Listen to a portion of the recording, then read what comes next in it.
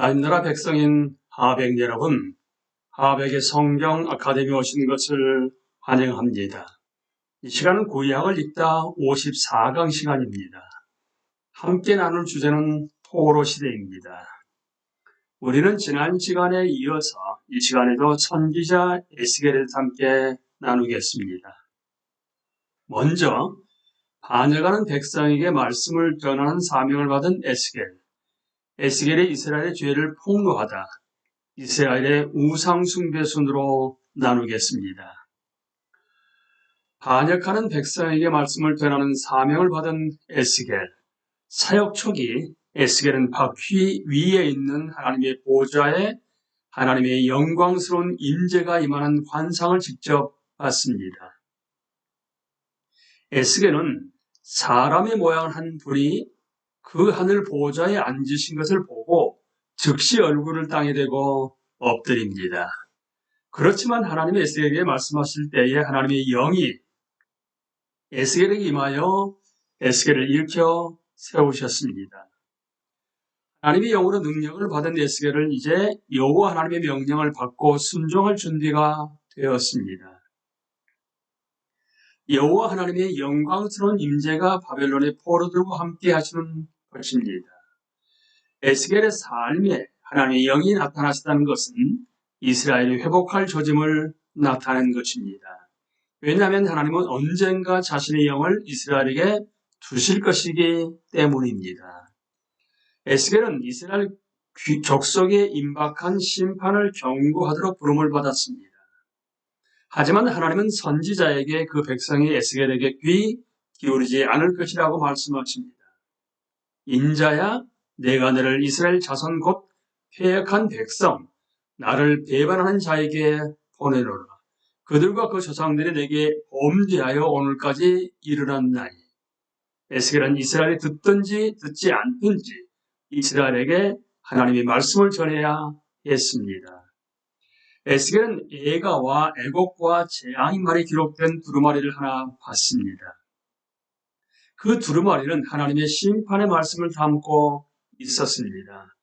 하나님은 이스라엘 족속에 대해서 다음과 같이 말씀하십니다. 인자야, 이스라엘 족속에 가서 내 말로 그들에게 고하라. 너를 언어가 다르거나 말이 어려운 백성에게 보내는 것이 아니요 이스라엘 족속에 보내는 것이라. 너를 언어가 다르거나 말이 어려워 내가 그들의 말을 알아듣지 못할 나라들에게 보내는 것이 아니니라. 내가 너를 그들에게 보냈다면 그들은 정녕 내 말을 들었으리라. 그러나 이스라엘 족속은 이마가 곧 굳고 마음이 굳어 내 말을 듣고자 아니하리니 이는 내 말을 듣고자 아니함이니라. 하나님은 자기 백성을 이렇게 평가하셨습니다. 그들은 오래전에 애굽에서 종노릇 하다가 하나님께 구원받은 자들이었습니다. 그들은 시내에서 하나님의 의롭고 거룩한 율법을 받은 자들이었습니다. 그들은 여호와 하나님과 언약을 맺은 자들이었습니다. 하지만 하나님이 자기 백성에 대해서 하시는 말씀을 보면 그들의 마음이 얼마나 완고하고 반항적이었는지를 알 수 있습니다.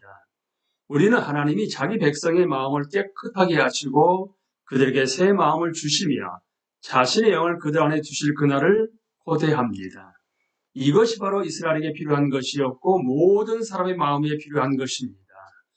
하나님은 에스겔을 불러 파수꾼으로 삼으셨습니다. 따라서 에스겔은 망고는 곳에 서서 적군이 쳐들어오는 것을 살피고 이스라엘이 공격받을 것 같으면 경고를 보내야 했습니다. 하나님은 에스겔에게 사명을 주실 때 오직 하나님의 말만 전하도록 하셨습니다. 그는 악한 자들에게 회개하지 않으면 반드시 죽을 것이라고 말해야 했습니다. 왜냐하면 죄를 지은 사람은 반드시 죽기 때문입니다. 하지만 하나님의 율법을 순종하는 자들은 순종했기 때문에 의롭다함을 받아 반드시 살 것입니다.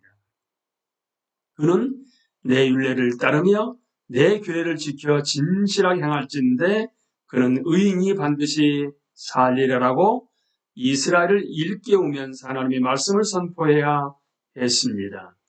이런 경고의 말씀을 보면 하나님이 모세를 통해 이스라엘에게 주셨던 말씀이 생각납니다.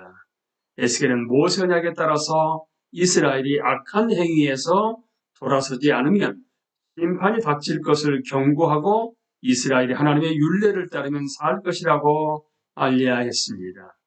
하지만 우리는 하나님이 주신 율법은 이스라엘을 저주와 죽음 아래에 몰아넣을 뿐이라는 사실을 깨닫습니다. 왜냐하면 우리는 이제 죄가 이스라엘의 마음 그리고 사람의 마음 깊은 곳에 자리 잡고 있다는 사실을 이해할 것이기 때문입니다. 이제 에스겔이 이스라엘의 죄를 폭로하라로 넘어갑니다. 에스겔은 에스겔의 전반부에서 이스라엘의 죄를 공을 들여 생생하게 표현합니다. 다른 선지자들처럼 에스겔도 여호와의 말씀을 선포하고 자신이 전한 것을 분명히 보여주기 위해 상징적인 행위를 해야 했습니다. 예를 들어 하나님은 그에게 예루살렘에 그림을 그리고 그 성읍을 에워싸라고 하셨습니다. 또 이스라엘의 죄를 담당한다는 뜻으로 광장에 가서 스스로 몸을 묶은 땅에 누워 지내라고 하십니다.